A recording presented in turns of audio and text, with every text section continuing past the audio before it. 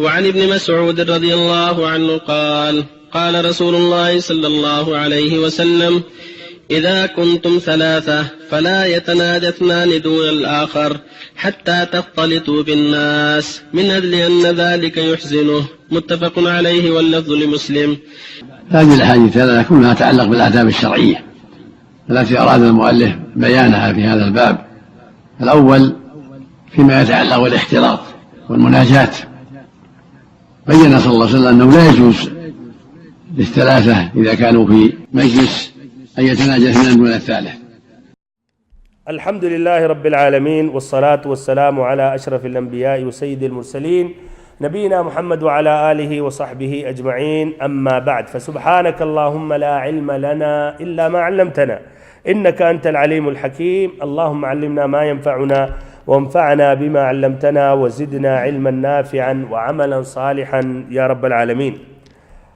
معزز ساتھیوں، محترم بھائیوں اور ہماری ماؤں اور بہنوں، یہ درس نمبر 7 ہے باب الحیض کا، اور سابقہ درس میں نے ایک نئی حدیث پیش کی تھی، حدیث نمبر 4 اور ایسے ہی 5، جو عائشہ رضی اللہ عنہا سے مروی ہے، جس کا ترجمہ اختصاراً یہ ہے کہ ام حبیبہ بنت جحش نے نبی اکرم صلی اللہ علیہ وسلم سے استحاضے کے خون کی شکایت کی، تو آپ نے فرمایا تمہارے ماہواری کے ایام جس قدر پہلے روکتے تھے، یعنی نماز سے، روزے سے، اب بھی اتنے دن ٹھہری رہا، پھر اس کے بعد غسل کر لے۔ ام حبیبہ اس کے بعد ہر نماز کے لیے غسل کیا کرتی تھیں۔ صحیح جو مسئلہ ان کا خاص اجتہاد تھا، نبی صلی اللہ علیہ وسلم نے حکم نہیں دیا تھا۔ اور بخاری کی روایت میں ہے پھر ہر نماز کے لیے عصر 9 وضو کر لیا کر۔ اب یہ روایت جو ہے اس کی تخریج بیان کر رہا ہوں اور اس کے متعلق جو کلام ہے یہ بھی واضح کرتا ہوں۔ یہ جو بخاری کی روایت ہے، امام بخاری نے روایت کی ہے پیج نمبر 42، یعنی اپنی کتاب الصحیح میں، حدیث نمبر 228، کتاب الوضوء، باب غسل الدم، اس طریق سے، طریق ابو معاویہ جو روایت کرتے ہیں ہشام ابن عروہ سے، جو اپنے والد سے روایت کرتے ہیں، دیکھیے یہ سند ہے۔ پھر وہ روایت کرتے ہیں عائشہ رضی اللہ عنہا سے، اور اس حدیث میں ہے کہ آپ صلی اللہ علیہ وسلم نے کہا ثم توضئی لكل صلاة حين يجيء ذلك الوقت، پھر وضو کرو ہر نماز کے لیے، یہاں تک کہ ثم توضئی لكل صلاة حتى يجيء ذلك الوقت، پھر ہر نماز کے لیے وضو کرو یہاں تک کہ وہ وقت داخل ہو جائے۔ یہ روایت جو ہے یہ باب نواقض الوضوء میں آ چکا ہے، یہ روایت اس کا تذکرہ آ گیا، اور وہاں یہ بھی بات آئی کہ یہ وضو کرنے کا جو حکم ہے یہ امام مسلم نے یہ لفظ کی روایت نہیں کی ہے، یا انہوں نے قصداً ترک کر دیا ہے، اور اس کے اندر تفصیل بیان کرتے ہیں کہ یہ صحیح نہیں ہے وضو کا ذکر کرنا، اس لیے کہ اس حدیث کی جو روایت اسناد دیکھیے،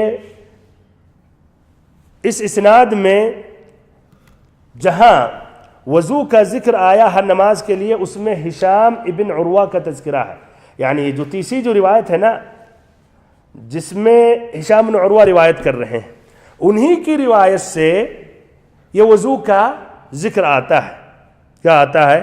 وضو کا ذکر آتا ہے کہ ہر نماز کے لیے وضو کرو، اور ہشام ابن عروہ سے کئی محدثین نے روایت کی ہے، اس میں سے جیسے آپ کے سامنے ایک ابو معاویہ ہے، ابو معاویہ کے علاوہ کئی نے روایت کی ہے، جیسے امام مالک نے بھی، وکیع ابن الجراح نے، زہیر ابن معاویہ نے، یحییٰ ابن سعید القطان نے، ان کے علاوہ بھی بڑے بڑے حفاظ نے جن کی تعداد 16 ہے، اور ان کی روایتیں صحیحین میں بھی ہے، امام بخاری امام مسلم کے پاس ہے، اور اس میں وضو کا تذکرہ نہیں ہے، اس میں وضو کا تذکرہ نہیں ہے۔ اچھا، تو بہرحال تو اس کے بارے میں اور جو روایتوں میں اس میں وضو کا تذکرہ نہیں ہے، اگرچہ امام بخاری نے ذکر کیا، امام مسلم نے یہ قصداً یہ وضو کا جو آیا انہوں نے یہ ثابت نہیں کیا. اس کے معنی امام مسلم کے نزدیک یہ وضو کا یہ ثبوت نہیں ہے حدیث میں. اچھا، ابن حجر رحمہ اللہ نے جو کہا وہی عند ابی داود وغیرہ من وجہ آخر، ابو داود اور دیگر محدثین نے اس حدیث کو دوسرے طریق سند سے روایت کیا ہے. اس سے مراد وہ اشارہ کر رہے ہیں وہ حدیث جو ابو داود نے روایت کی اپنی کتاب سنن میں، پیج نمبر 54، حدیث نمبر 298، کتاب الطہارہ، باب من قال تغتسل من طہر الى طہر من طریق وکیع عن الاعمش. اس کا ایک دوسرا طریق ہے، وکیع سے روایت کرتے ہیں، جو الاعمش سے روایت کرتے ہیں، جو روایت کرتے ہیں حبیب ابن ابی ثابت سے، جو روایت کرتے ہیں عروہ سے، جو روایت کرتے ہیں عائشہ سے. کہتے ہیں عائشہ جاءت فاطمۃ بنت ابی حبیش، اس میں فاطمہ بنت ابی حبیش کا ذکر آتا ہے، نبی صلی اللہ علیہ وسلم کے پاس آئیں، پھر ان کی پوری خبر انہوں نے بیان کی، پورا قصہ. اور اس میں بھی آتا ہے ثم اغتسلی لکل صلاۃ وصلی، اس میں بھی آتا ہے کہ غسل کرو ہر نماز کے لیے، غسل کرو ہر نماز کے لیے اور پھر نماز پڑھو، جس طرح کی اس میں بھی آتا ہے ثم اغتسلی فکانت تغتسل کل صلاۃ. پھر سے یہ واضح کیا جائے بھائیو، اس کی روایت امام احمد یہ صحیح نہیں ہے. اختصاراً ابھی بیان کر رہا ہوں کہ ابو داؤد کے علاوہ امام احمد نے بھی روایت کی ہے، مجلد 42، پیج نمبر 454، حدیث نمبر 25681. ابن ماجہ نے پیج نمبر 88، حدیث نمبر 624، کتاب الطہارہ و سننھا، باب المستحاضہ التي قد عدت ایام اقرائها قبل ان يستمر بها الدم. اور یہ حدیث ضعیف ہے اس لیے کہ اس میں جو راوی حبیب ابن ابی ثابت ہیں یہ کثیر التدلیس ہیں. پھر اس میں جو عروہ کا ذکر آتا ہے، جو عروہ کا ذکر آتا ہے، یہ بھائیو عروہ ابن الزبیر کوئی ضروری نہیں ہے کہ عروہ ابن الزبیر ہے، اور اگر عروہ ابن الزبیر ہے تو اسناد میں انقطاع ہے، اس لیے ان سے پہلے جو راوی حبیب ہیں انہوں نے عروہ ابن الزبیر سے نہیں سنا ہے. اور ممکن ہے کہ عروہ جو یہ دوسری روایت میں ادھر شجرہ میں نہیں موجود ہے وہ عروہ المزنی ہے، اور عروہ المزنی مجہول ہیں. بہرحال اس کے بعد بھی اختلاف ہے اس میں کہ یہ مرفوع ہے یا موقوف ہے، اور جنہوں نے وقف روایت کی ہے موقوفاً وہ ثقہ ہے. تو خلاصہ کلام جس میں یہ جو دوسری جو روایت ہے جو ابن حجر رحمہ اللہ نے ذکر کیا، وہ روایت کیا ہے؟ ضعیف ہے. وہ روایت کیا ہے جو ابو داؤد نے روایت کی ہے، اور ابو داؤد کے علاوہ دوسروں نے وہ کیا ہے؟ وہ ضعیف ہے، جس میں آتا ہے کہ ہر نماز کے لیے وضو کرو، اور ایسے ہی آتا ہے اور روایتوں میں کہ ہر نماز کے لیے غسل کرو.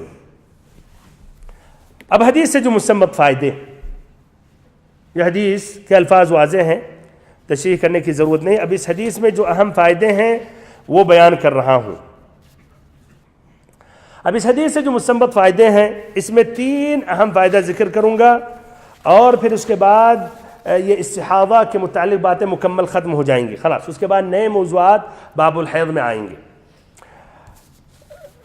پہلا مسئلہ، اس حدیث سے یہ بات واضح ہو رہی ہے، اس حدیث فَكَانَتْ تَغْتَسِلُ كُلِّ صَلَاةٍ یا فَكَانَتْ تَغْتَسِلُ كُلَّ صَلَاةٍ، اس جملے پر غور و فکر کریں کہ ہر نماز کے لیے غسل کیا کرتی تھی. تو اس حدیث کی روشنی میں یہ بات واضح ہو رہی ہے، اور بھی جو الفاظ گزرے کہ مستحاضہ جسے استحاضہ کی بیماری لاحق ہے اس پر غسل واجب ہے اگر ایام حیض گزر گئے. جو اصلی عادت ہے جو حیض کا مسئلہ، وہ تو سبھی کے اوپر غسل وہ واجب ہے، سمجھ گئے؟ تو مستحاضہ بھی عورت پر غسل واجب ہے. یعنی اگر اس کا 7 مسلسل مہینہ حیض اور استحاضہ بھی آتا ہے اور وہ تمیز اس نے کر لی، یا پہلے سے اس کی مدت تھی 7 دن، تو 7 دن کے بعد تو غسل کرے گی، ہے کہ نہیں؟ تو 7 دن کے بعد غسل کرے گی، جس طرح کی عام عورت حیض ختم ہونے کے بعد غسل کرتی. لیکن اب سوال یہ ہے یہاں، حل یتکرر الغسل او لا، کیا یہ غسل برابر اب کرتی رہے گی یا نہیں؟ جس طرح کی ادھر ہے فکانت تغتسل کل صلاۃ، تو کیا غسل پھر برابر مسلسل کرتی رہے گی؟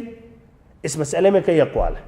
یعنی ہر نماز کے لیے غسل کرے گی جس طرح کچھ روایتوں میں بھی ابھی ہم نے سنا، یا ہر 2 نماز میں جس طرح سابقہ والی حدیث میں گزر گئی، ظہر عصر ایک ساتھ، مغرب عشاء ایک ساتھ، فجر ایک ساتھ، اس طرح کرے گی، یا غسل کرنے کی ضرورت ہی نہیں، یا 24 گھنٹے میں غسل کرے گی. کئی اقوال ہیں اس میں.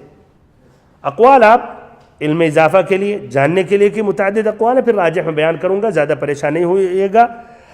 پہلا قول اس میں یہ ہے، جمہور اہل علم کا ہے، احناف، مالکیہ، شافعیہ، حنابلہ، اور غالباً جہاں جمہور آ جاتے ہیں بھائیوں تو ان کا قول غالباً راجح رہتا ہے، اس لیے اکثر ہے، اور خاص مذاہب اربعہ، لیکن کوئی ضروری نہیں. ان کے نزدیک کہ غسل واجب نہیں ہے، صرف حیض ختم ہونے کے وقت ایک مرتبہ واجب ہے.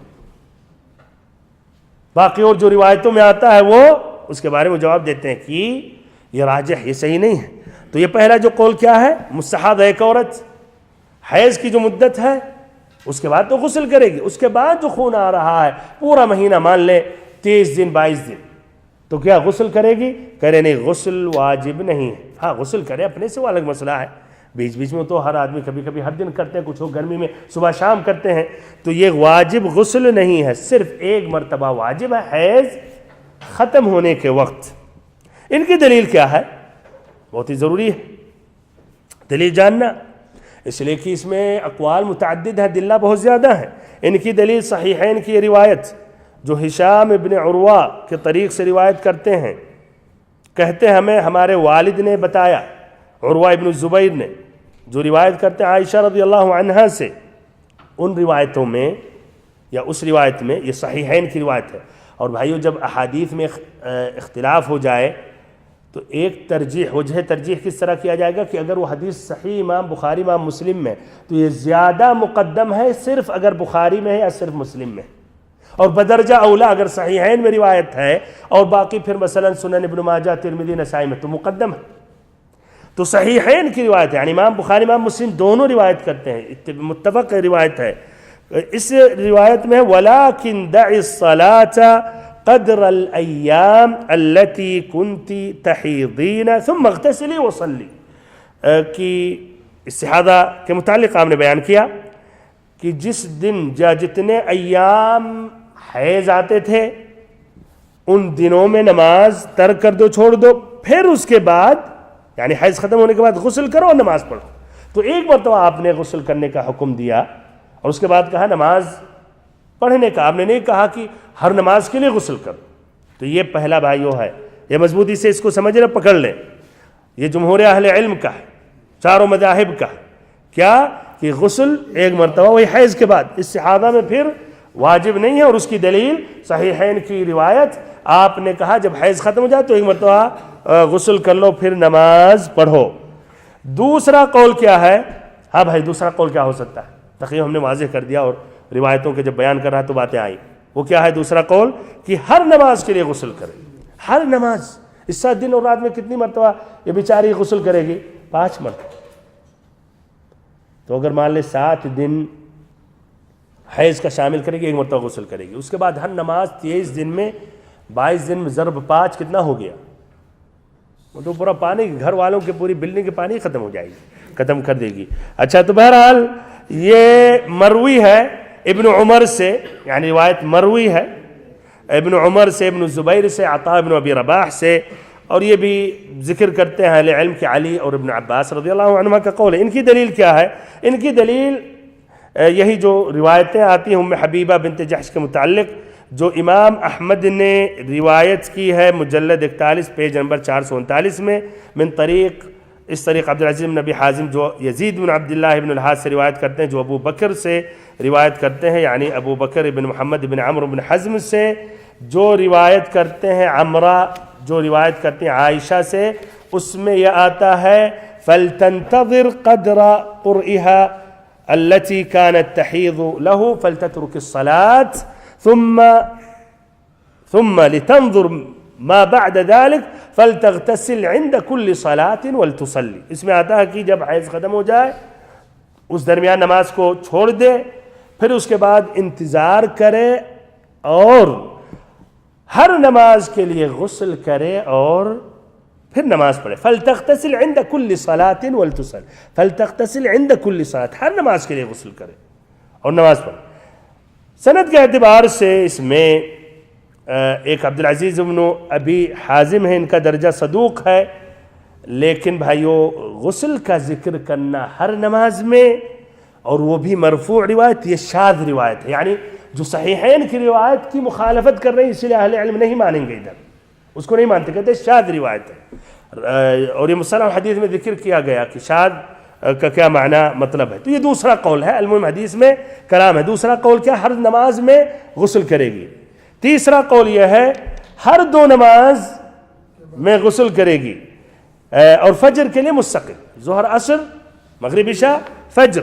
یہ قول علی ابن عباس ابراہیم النخعی اور ایسے ہی مروی ہے اوروں سے. ان کی دلیل کیا ہے؟ ہاں ان کی دلیل کیا ہے؟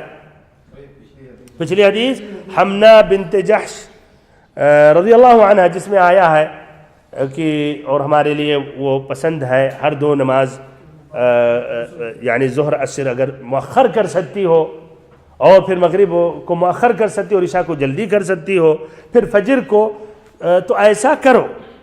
تو اس سے استدلال کیا. چوتھا قول کیا ہے؟ چوتھا قول کیا ہو سکتا ہے؟ صلاۃ ظہر سے لے کر صلاۃ ظہر تک یعنی 24 گھنٹہ. یہ مروی ابن عمر، انس بن مالک سے، سعید بن المسیب سے بھی یہی مروی ہے. ان سے پوچھا گیا کیف تغتسل الصحابہ؟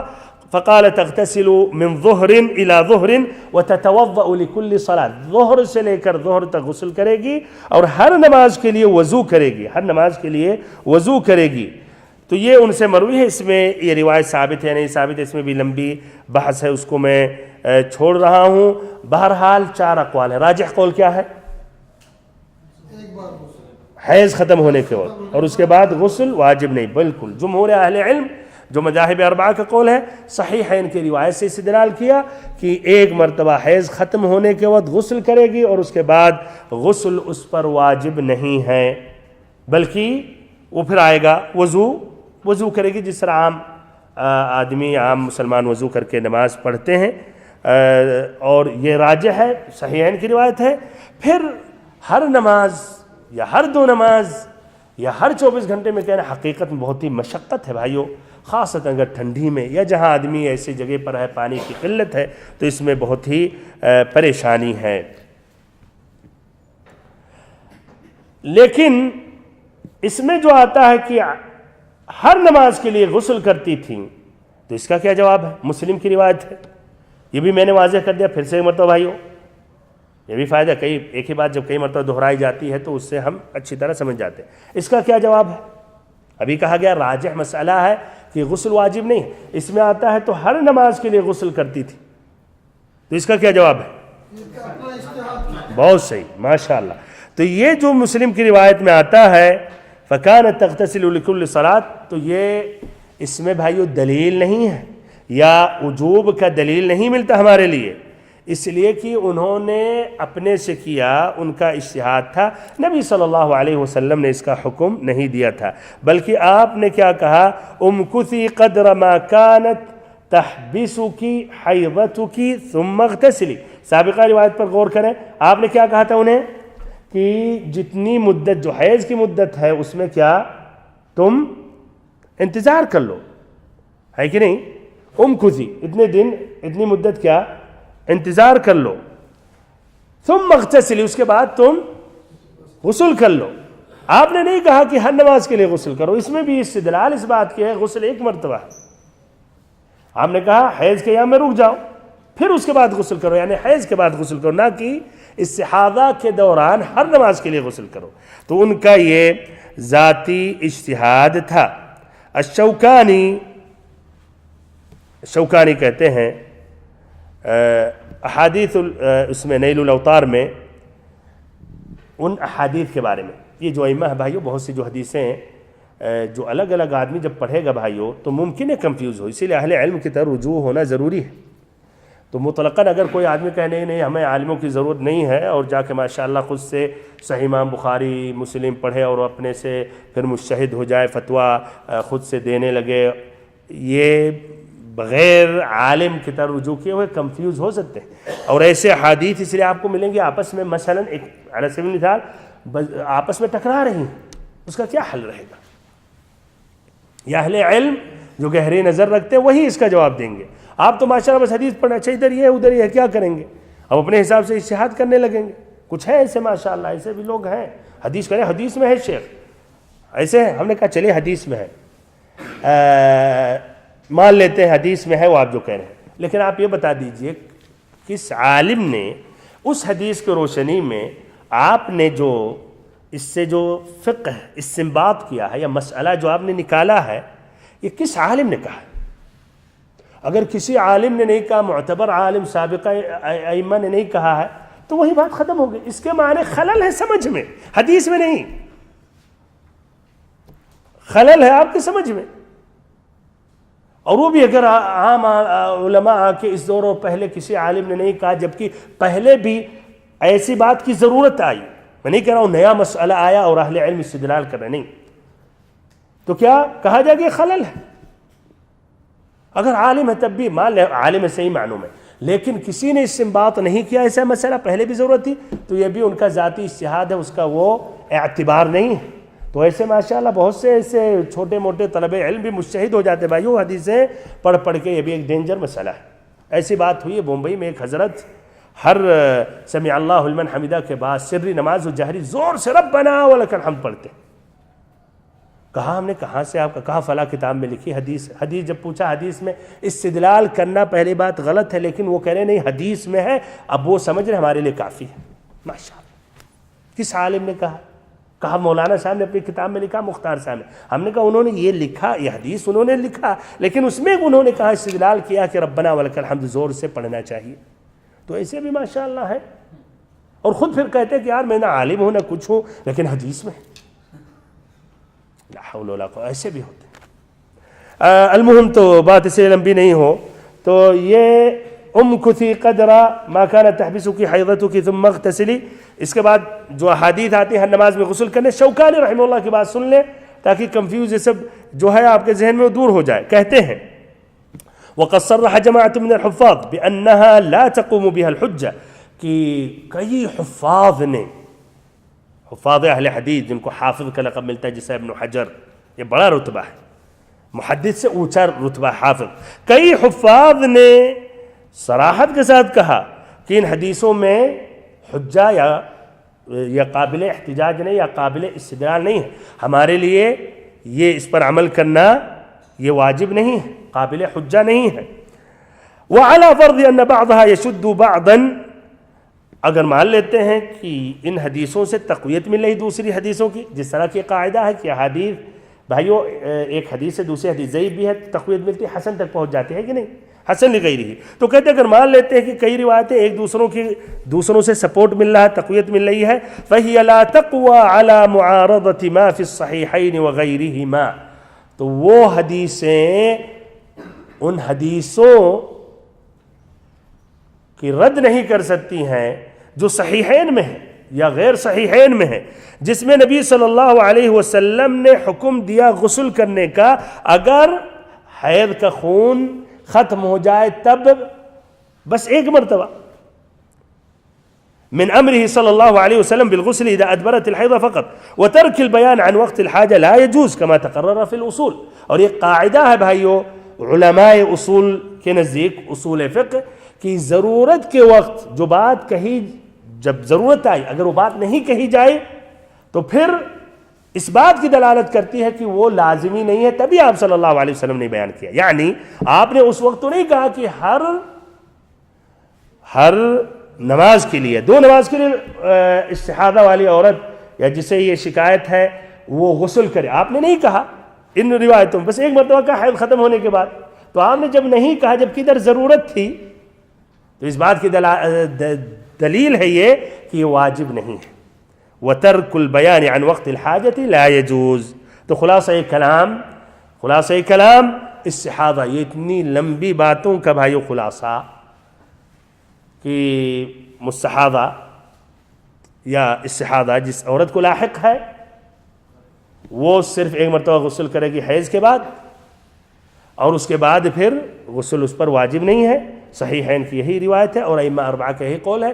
اس میں اور بھی اگر روایتیں آپ سن رہے ہیں جس طرح کی آیا کہ ہر وضو یعنی ہر نماز کے لیے غسل کرو، اور یہ بھی کچھ اہل علم نے کہا ہے، یا ہر 2 نماز کے لیے یا ہر 24 گھنٹے میں، تو وہ روایتیں بھائیوں حقیقت میں ضعیف بھی نہیں کہیں تو جو زیادہ راجح روایتیں ہیں وہ مقدم ہیں ان روایتوں پر مقدم ہے، اور اس طرح باقی اور جو اقوال ہیں اس کو ہمیں چھوڑ دینا چاہیے، اور ایسی حدیثیں اگر ہم پڑھ رہے ہیں تو ہمیں کنفیوز نہیں ہونے چاہیے۔